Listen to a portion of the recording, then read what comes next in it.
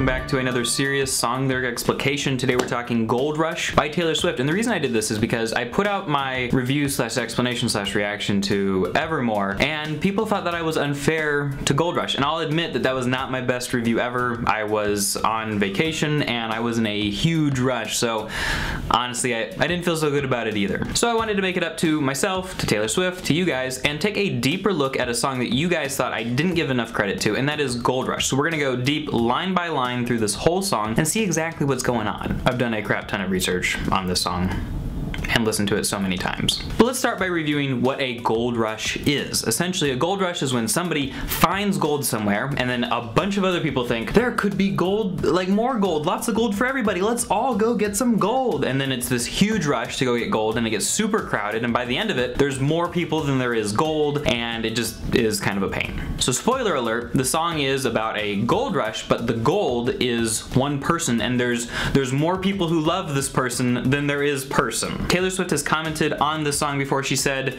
Gold Rush takes place inside a single dream where you get lost in thought for a minute and then snap out of it. So I think we should be careful how seriously we take this song and how much we try to say that it's about a specific person. We are going to theorize about who it's about in a second, and there is some evidence in a couple of different directions, but she's saying that this is a daydream that a person snaps out of, okay? So it doesn't even necessarily have to be her daydream, but I think it is. I'll talk about why in a second. And it's, I don't know, it's difficult to understand, but it is that temporary daydream. Something else she said, kind of about the album in general, I loved the escapism I found in these imaginary, not imaginary tales. I love the ways you welcome the dreamscape. She's talking about folklore, the dreamscapes and tragedies and epic tales of love lost and found into your lives, so I just kept writing them. And she's saying that with Evermore, it is a continuation of the writing style where there's a lot more fictional stories about what's going on, or about things that she's thinking of, characters she's dreaming up, which is something that she really started doing seriously on Lover, where she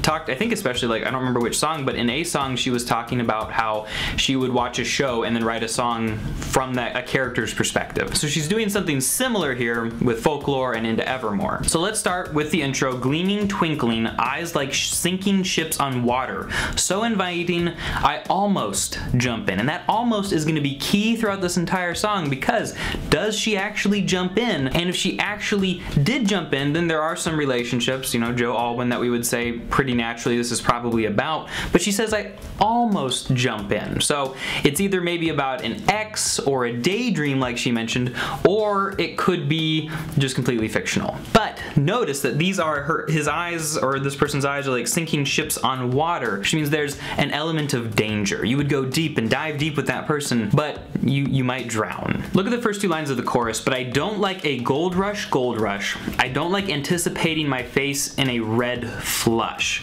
Now notice the color coding, which is something that Taylor Swift has often done. A lot of people are pointing out how Harry Styles, one of her exes, wrote a song called Golden, thus the gold. Maybe this is about him. But also gold, red, if you think back to it, this is very similar to a lot of the repeated lyrics in Red, where she talked about loving him is like, you know, a different color, and she would go through all these colors and they would be very metaphorical and very meaningful for her. Color seems to be a symbol that she's very comfortable with using, and we see that classic Taylor songwriting popping up here. And loving him was red, danger, right? And I don't like anticipating my face in a red flush, and in this exasperation, this danger, if you will, of throwing in my lot and going in with the gold rush for this guy when so many other people want him. And a lot of people are talking about jealousy related to the song. I don't like that anyone would die to feel your touch. Everybody wants you. Everybody wonders what it would be like to love you.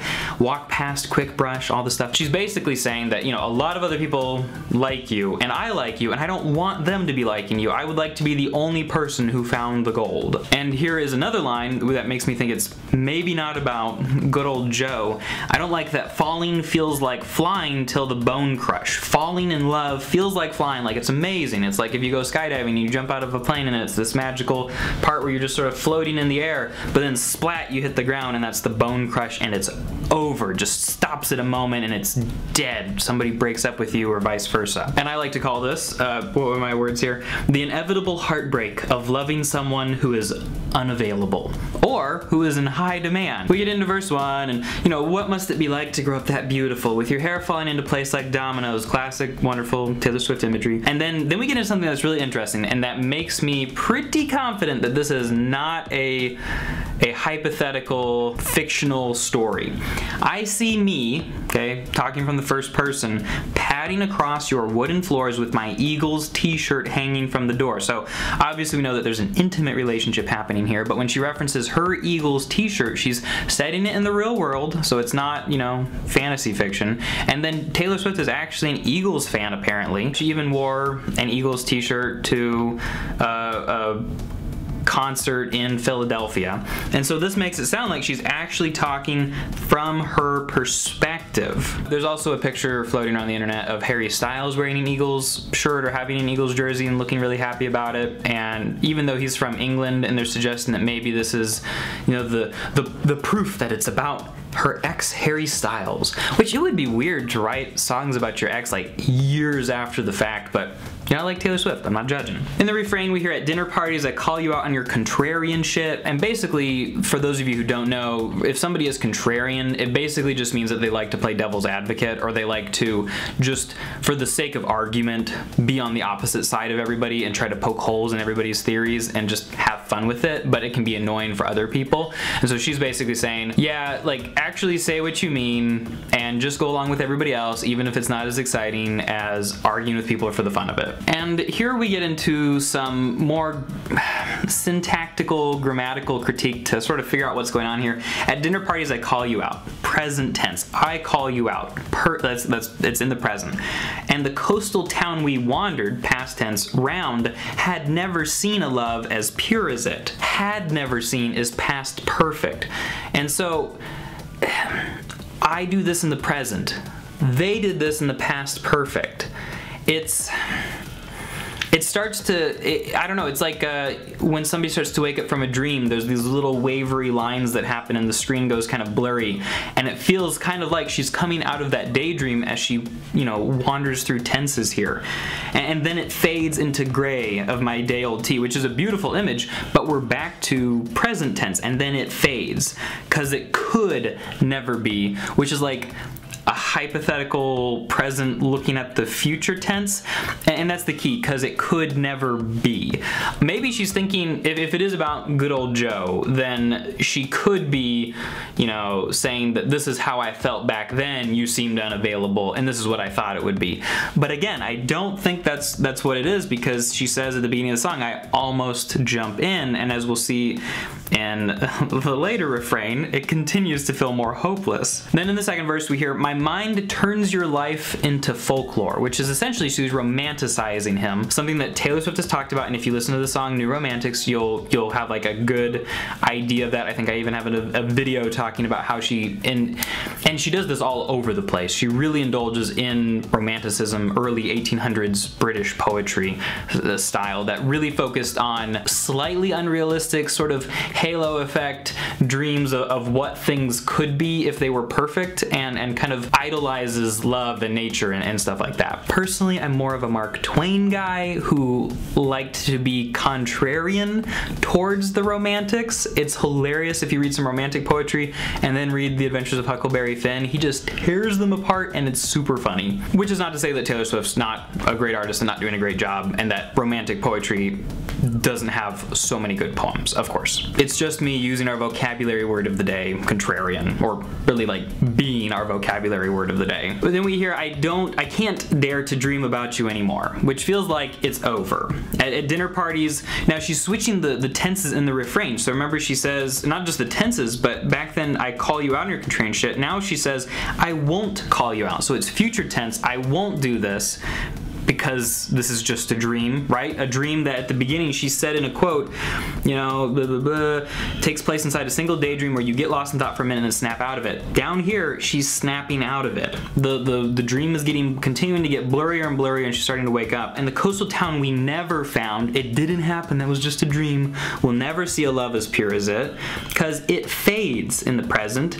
and then the last line of the refrain, because it will never be. And then you might even still be thinking like, okay, but couldn't it be her thinking about their relationship and just feeling hopeless about it? But then it works out in the end. Let's listen to the outro, which is basically a repetition of the intro. She is finalizing this thing and says, gleaming, twinkling, eyes like sinking ships on waters, which is a very hopeless way of describing somebody that you're in love with. So inviting, I almost jump in. And I feel like if this was a relationship that was going to work out, she would not be saying I almost jump in. She would say I jump in and I take the risk, we'll see if it happens. But no, she almost jumps in, almost gets serious, almost goes for it, and that's it. So there's a lot of stuff going on in here. There is color coding, there are similes, there are metaphors, there's allusions to romantic poetry, there is large vocabulary words, there is this crazy switching of tenses, there's this super, just like this whole,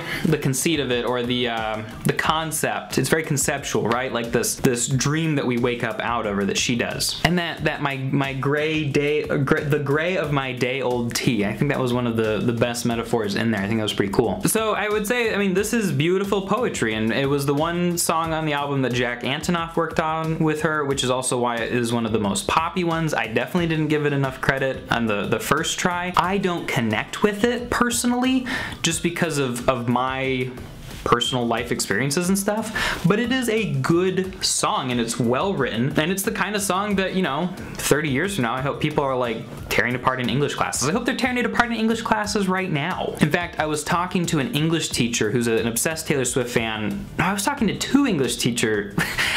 I talked to a lot of English teachers who are obsessed Taylor Swift fans who have talked about similar songs in English classes. I've even taught New Romantics and I think Red in English classes, and also like college level classes, and on this YouTube channel and stuff like that. Anyway, Taylor Swift good, Gold Rush good.